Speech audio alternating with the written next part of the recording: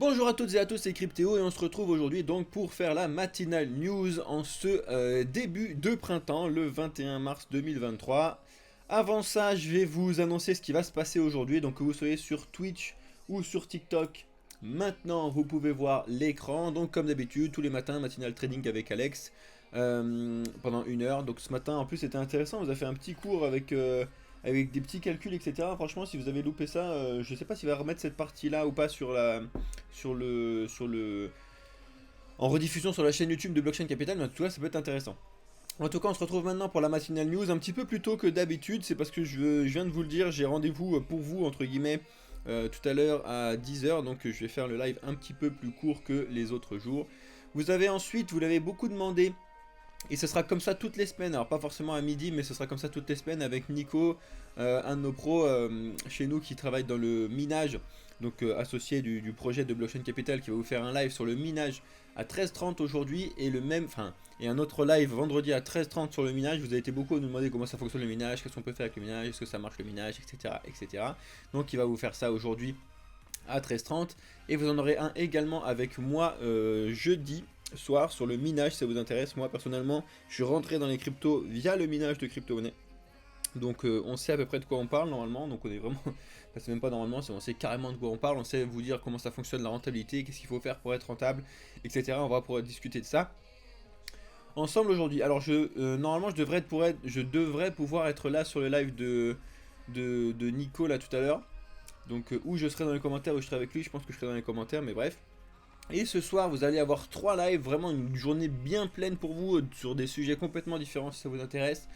Avec un live sur la finance décentralisée avec Mathéo, qui vous donne des tutos comme d'habitude pour utiliser la finance décentralisée sur le long terme, moyen long terme. C'est vraiment très intéressant pour ceux qui n'ont pas forcément beaucoup de temps à consacrer aux cryptos, mais qui veulent faire un investissement un petit peu long terme, de savoir comment ça fonctionne. C'est un peu les placements de demain, les nouveaux placements, etc., nouveaux types de placements, ça peut être intéressant à voir. Un live sur notre bot de trading et notre bot d'analyse, enfin notre bot qui donne des signaux d'analyse avec Alex et Nico du coup.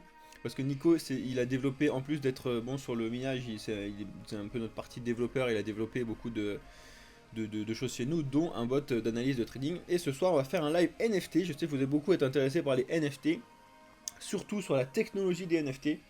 Donc on va pas forcément faire un live sur les projets de NFT à acheter ou pas, c'est pas le but du jeu. Là le but du jeu c'est vraiment de vous montrer ce que c'est que la NFT, la technologie derrière, ce qu'on peut faire, les SBT, etc. Voilà, ça on va voir ça tout ça ensemble ce soir. Maintenant on se lance sur les news, c'est parti. Pour commencer, on a notre superbe gouverneur Ron DeSantis qui est le gouverneur de Floride, qui est extrêmement crypto-friendly, si ce n'est un hardcore Bitcoin, etc. Vraiment, lui pour le coup, la Floride, si jamais ça vous intéresse, Miami, etc. C'est juste l'endroit rêvé pour beaucoup de gens qui investissent dans le monde des cryptos. Parce que pour le coup, là-bas, ils adorent ça. Mais à tel point que le gouverneur, là, est en train de voir et de réfléchir pour interdire les CBDC, donc les Central Bank Digital Currency, ou MNBC, donc les monnaies numériques de banque centrale, comme on dit en France. Il veut interdire ça en Floride. Ça c'est pour le coup assez intéressant. C'est un petit peu un revers de fortune pour le monde des banques centrales, etc. Lui, il se propose vraiment, il dit non, je me tape du poing sur la table, ok, vous voulez nous péter les reins sur le fonctionnement des cryptos, etc. Et ben nous en Floride, je vais essayer de voir si je peux pas interdire vos CBDC à l'avenir. Ça peut être vraiment super cool. Donc ça c'est vraiment un article qui est tombé, surtout par rapport à ce que lui il a dit du coup. C'est vraiment son petit papier là avec ces informations que lui il a dit. Voilà, j'aime pas les CBDC, faut arrêter de surveiller, faut arrêter de faire tout ce truc là, etc. Big Brother Digital Dollar, c'est assez drôle. Donc ça c'est vraiment une news vraiment très importante pour le monde des cryptos, qu'il y ait plus en plus de gens comme ça qui permettent une adoption de masse, on va dire. Ça fait du bien. On va parler tout à l'heure du Salvador justement sur le Bitcoin, vous allez voir. On enchaîne, les bourses en ce moment sont en berne, donc vous le savez, donc tout ce qui est de banque, c'est en train de se viander par rapport à ce qu'on a eu sur la Silicon Valley Bank, etc. Et ça c'est un petit peu du coup, ça a fait du bien, c'est que ça a décorrélé un petit peu le Bitcoin qui était un petit peu corrélé actuellement au marché standard financier classique, c'était un peu dommage. Et là on a le Bitcoin qui s'est un petit peu décorrélé, qui est monté jusqu'aux 28 000 $. La crise bancaire comme déclencheur d'un nouveau bull run, c'est une question qui se pose sur Cryptost. Est-ce que ce serait réellement une crise bancaire, une crise systémique comme on a eu en 2008, donc un effet domino sur les banques, qui potentiellement pourrait recréer un bull run dès maintenant. Franchement, c'est à voir, c'est pas à mettre de côté, c'est pas si simple que ça. Mais faut vraiment faire attention, c'est vraiment à surveiller, surtout avec le rachat hier de UBS, enfin de ce week-end là, d'UBS qui a racheté le Crédit Suisse. On va en parler juste après. C'est assez important ce qui se passe. Il faut vraiment pas passer à côté de toutes les news qu'on a eues. Si vous avez loupé un petit peu l'analyse d'Alex qui vous a fait ce matin sur le Bitcoin, comment ça se passe actuellement, pourquoi on est aux 28 000, pourquoi on peut potentiellement aller chercher ce qui se passe aux 30 000, puis après rechuter, etc. Je vous invite à aller voir la rediffusion de ce qu'il vous a mis sur la chaîne YouTube de Blockchain Capital, ça peut être super intéressant pour vous. En tout cas, est-ce que là ça marque le début d'un bull run? Vous savez comment nous on se situe là-dessus et moi quand je me situe là-dessus. Je pense pas qu'on soit dans un bull run actuellement. De toute façon, le problème c'est ça, c'est que les gens peuvent toujours dire ça y est, on est en bull run, ça y est en bear market, etc.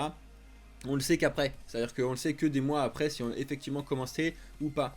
Donc ça sert plus ou moins à rien, les gens ils essaient toujours d'être le premier, de dire moi j'ai prévu tel et tel truc, etc. Mais en fait on s'en fout, c'est pas trop le sujet.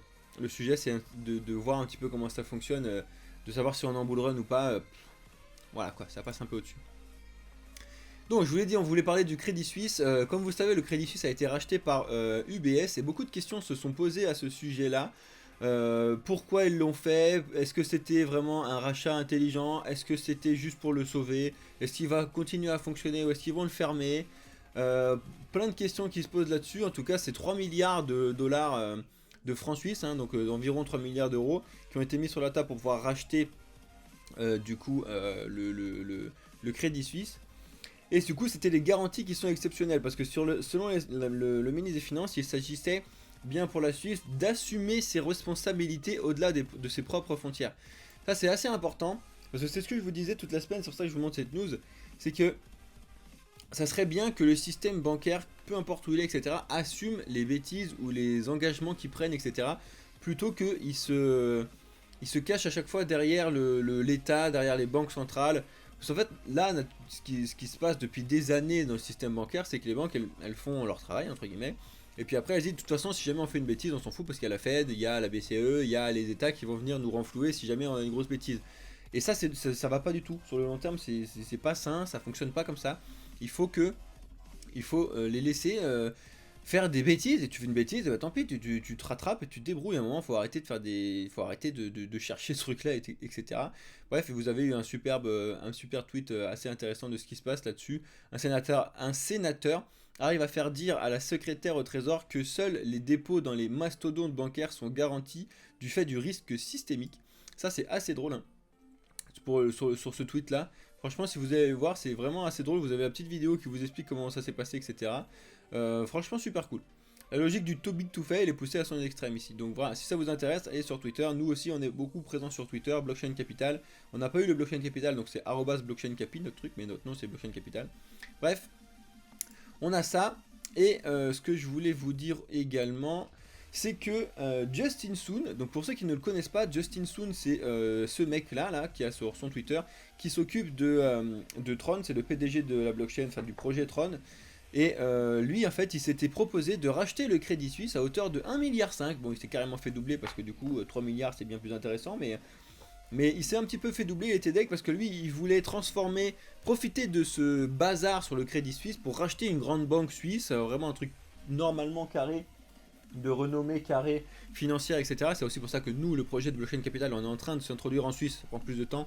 On n'est pas du tout à Dubaï, on n'est pas du tout je sais pas où, hein, donc ça c'est pour ceux qui sont en train qui disent des trucs claqués dans les commentaires, les amis, on est vraiment un projet très très sérieux. Bref, donc ils ont voulu s'introduire en Suisse avec le rachat du Crédit Suisse, surtout pour pouvoir faire une vraie banque crypto-friendly.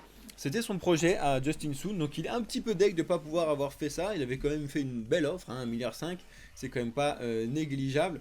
Et il s'est fait, s'est fait coiffer au poteau par UBS qui avait bien évidemment beaucoup plus de fonds disponibles. Salut Gecko, salut Crypto, salut Deadpool, pardon. Donc voilà, ça c'était vraiment la petite news. C'est vrai que j'aurais bien aimé aussi voir du coup Justin Sun là racheter Crédit Suisse, voir qu'est-ce qu'il aurait pu en faire et comment il aurait pu se dépatouiller, même si on va pas se le cacher, il aurait quand même eu des trucs compliqués à faire.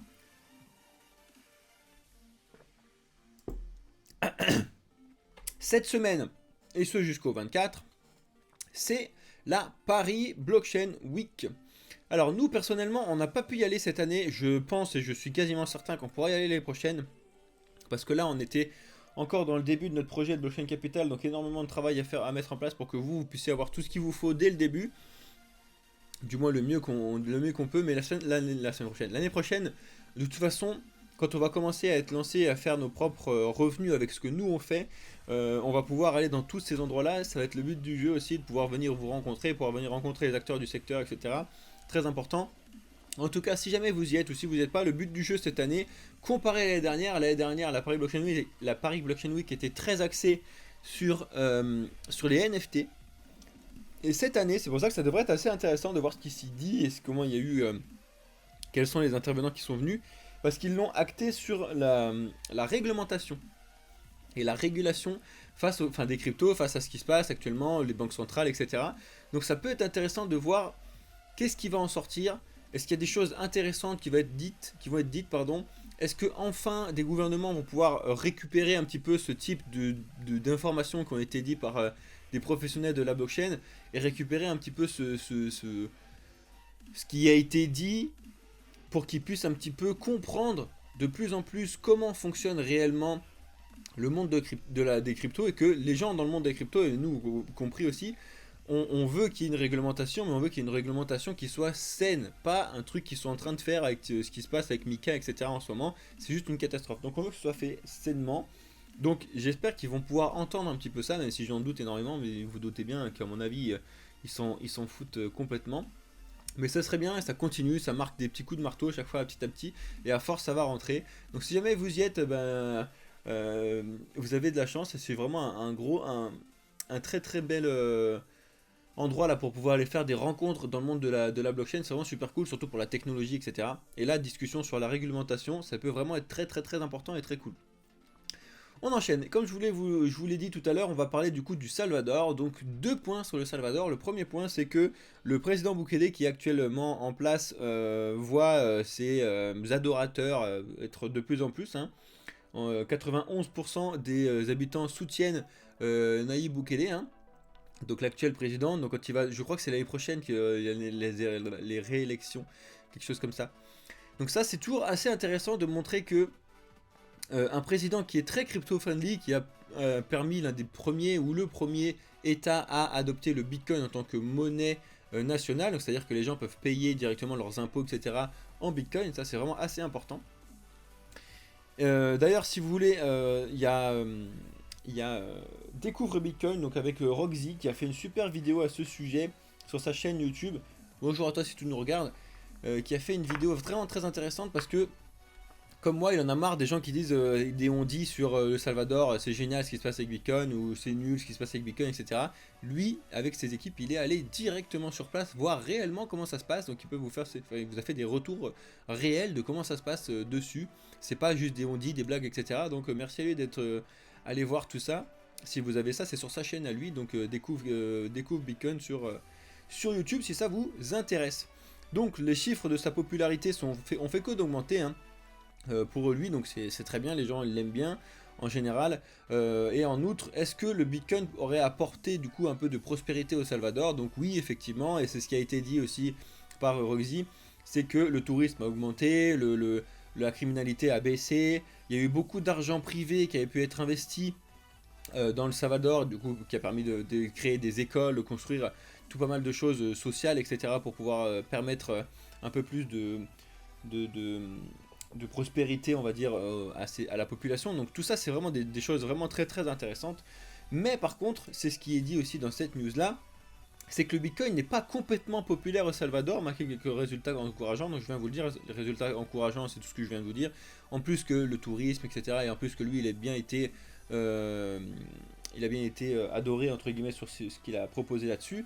Malheureusement, c'est aussi ce qui a été dit par Roxy, c'est que on est encore très très loin d'une adoption de masse, même dans ce pays-là où le Bitcoin a été légalisé, pour la simple et bonne raison, Roxy l'a dit, si tu fais un résumé de son truc, c'est la simple et bonne raison, c'est l'éducation. Donc c'est pour ça que nous, notre projet de Blockchain Capital, il est vraiment axé sur l'éducation. Vous montrer comment telle et telle chose fonctionne, que ce soit le trading, la défi, le minage, ou l'éducation en général sur la finance, la crypto, etc. C'est vraiment le but de notre projet. Et il l'a dit, actuellement le problème, c'est pas forcément Bitcoin en lui-même qui baisse, qui monte, etc. C'est vraiment que les gens n'ont pas été formés à l'utilisation du Bitcoin, l'utilisation des wallets, comment faire attention aux arnaques, comment faire attention à ces trucs-là. Et du coup, ben en fait, ils le délaissent un petit peu parce qu'ils savent pas comment ça fonctionne tout simplement. Donc en fait, c'est pour ça que lui aussi, il monte des projets pour pouvoir aider la population. Voilà, le Bitcoin c'est ça, ça fonctionne comme ci, comme ça.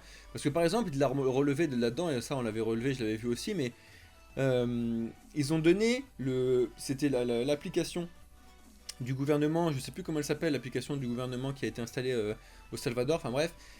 Et pour faire un cadeau à la population, tous ceux qui téléchargeaient cette application à tel moment, elles recevaient, je sais plus si c'était 100 dollars ou 150 dollars d'équivalent en Bitcoin, ok. Et sauf que c'était au moment où le Bitcoin il était haut, et en fait ils ont reçu ce cadeau là, et après quand le Bitcoin s'est mis à baisser, à chuter là en 2022, les gens ont vu leur équivalent en dollars baisser aussi, donc ils sont passés de 100 à 50 dollars par exemple, et comme ils ne savaient pas comment ça fonctionnait le Bitcoin, ils ont cru que le gouvernement leur avait volé ces 50 dollars. Parce qu'en fait, ils savent juste tout simplement comment ça fonctionne, alors que leur wallet en Bitcoin n'avait pas du tout bougé à ce moment-là. Vous voyez à quel point il faut vraiment axer sur l'éducation, parce que les gens ne savent pas du tout, on leur donne un truc, mais tu leur expliques pas comment ça fonctionne, ni à quoi ça sert, etc. Et ça, c'est vraiment dommage. C'est bien évidemment un petit peu mis en place, mais il faut vraiment le mettre en place à l'échelle du pays, et ça, c'est vraiment très très important. J'espère que ça va continuer, et de toute façon, je pense, et je suis persuadé que d'ici les prochains bullruns, on va voir d'autres pays, d'autres états qui vont pouvoir adopter ça de façon systémique, et de créer du coup plein de pays crypto-friendly intéressants à l'avenir. Ça, j'en suis persuadé. Alors là, par exemple, il y a la question qui s'est posée, c'est en Belgique, là, je crois que c'est un tweet, donc je vous lis un peu la news, parce que moi je ne parle pas le flamand, donc ça je ne sais pas le lire. Ça aurait été anglais, à la rigueur je me serais débrouillé, mais ça c'est juste pas possible. Et en fait, donc du coup, c'est les arguments de Van Overtveld. Alors désolé pour la prononciation s'il y a des Belges qui nous regardent ce matin. Mon beau-père est belge en plus, je vais souvent en Belgique, mais bref. Il a fait un propos choc, il a dit il faut absolument interdire les crypto-monnaies comme si c'était des drogues en fait. Alors c'est eux qui l'ont mis, voilà. Déclare que les crypto-monnaies devraient être interdites au même titre que les drogues. Ça prouve encore une fois la simple enfin ça prouve encore une fois comme d'habitude qu'il ne sait pas de quoi il parle. Et qu'en fait il entend juste des choses et qu'il discute juste et qu'il s'entremonte la tête entre gens qui comprennent pas, tu sais, quand plein de gens comprennent pas, ils s'entremontent la tête entre eux, c'est nul, c'est machin, c'est nul et tout. Et en fait le problème c'est qu'ils ne savent pas ce que c'est, ils savent pas réellement comment ça fonctionne, ils savent pas réellement à quoi ça sert et ça veut rien en fait malheureusement. Donc il faut vraiment, comme d'habitude, on tourne encore toujours autour de ça, il faut faire de l'éducation.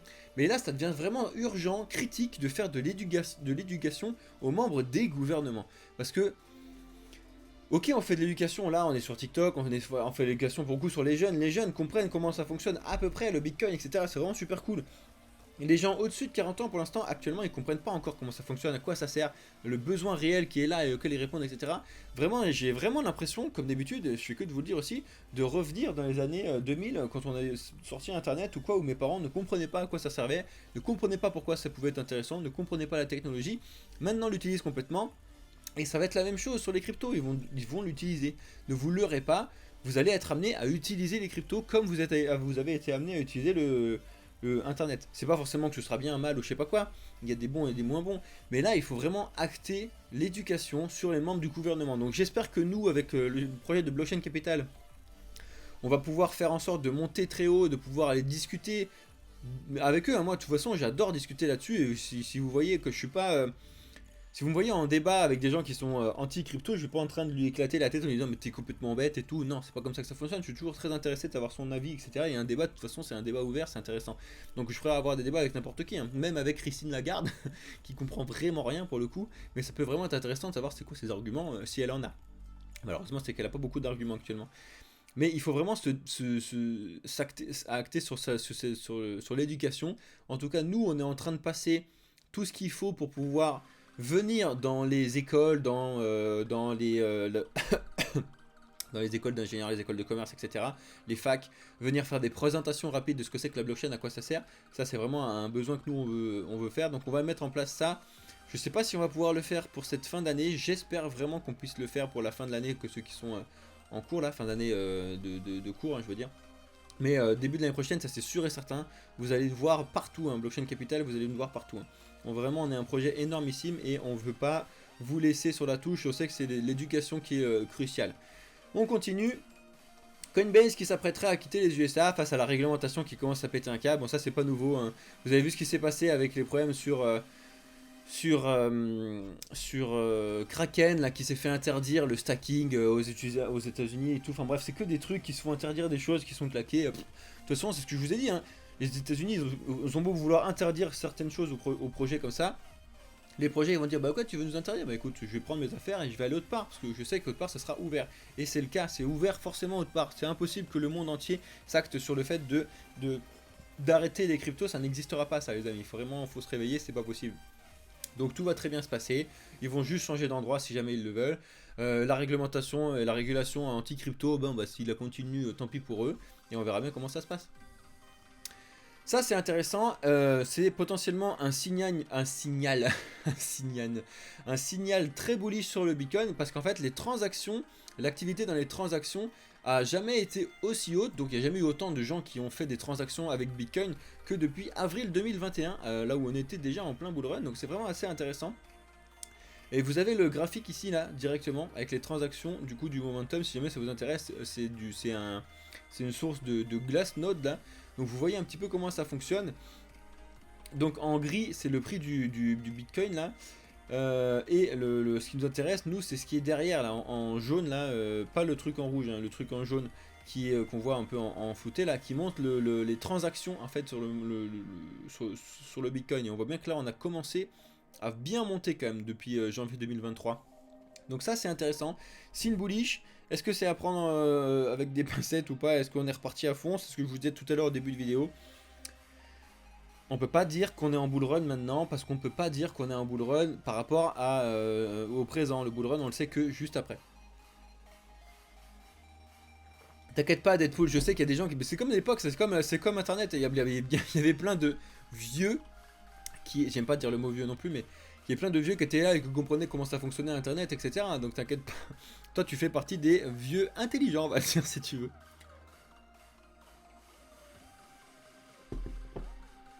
Et enfin, on va finir avec cette superbe news. Parce que je sais que vous êtes énormément dans les commentaires de mes vidéos, dans les commentaires des lives, que ce soit sur les miens ou sur ceux d'Alex, etc. Ou sur ceux des collègues. À parler du XRP, vous nous demandez est-ce que vous avez acheté du XRP, est-ce que vous participez à la hausse du XRP en ce moment avec ce XRP. Il y a vraiment une communauté derrière le XRP qui est juste incroyable. Hein. Pour moi c'est vraiment la communauté qui fait que le XRP est encore debout parce que vu les claques qui sont prises dans la tronche, vu le fait que le projet soit un petit peu en retard sur certaines technos parce que à cause du procès qui sont dessus, ils n'ont pas pu travailler comme ils voulaient, etc. La communauté fait que ça fonctionne quand même encore pas mal. Donc vous voyez là-dessus, depuis le dernier mois, là, on a des baleines là, qui ont acheté beaucoup de crypto de XRP et qui ont rejoint du coup le network, enfin le réseau d'XRP qui sont arrivés dessus. Vous le voyez depuis février 2023, voilà, on est sur une poussée incroyable du XRP. C'est à surveiller.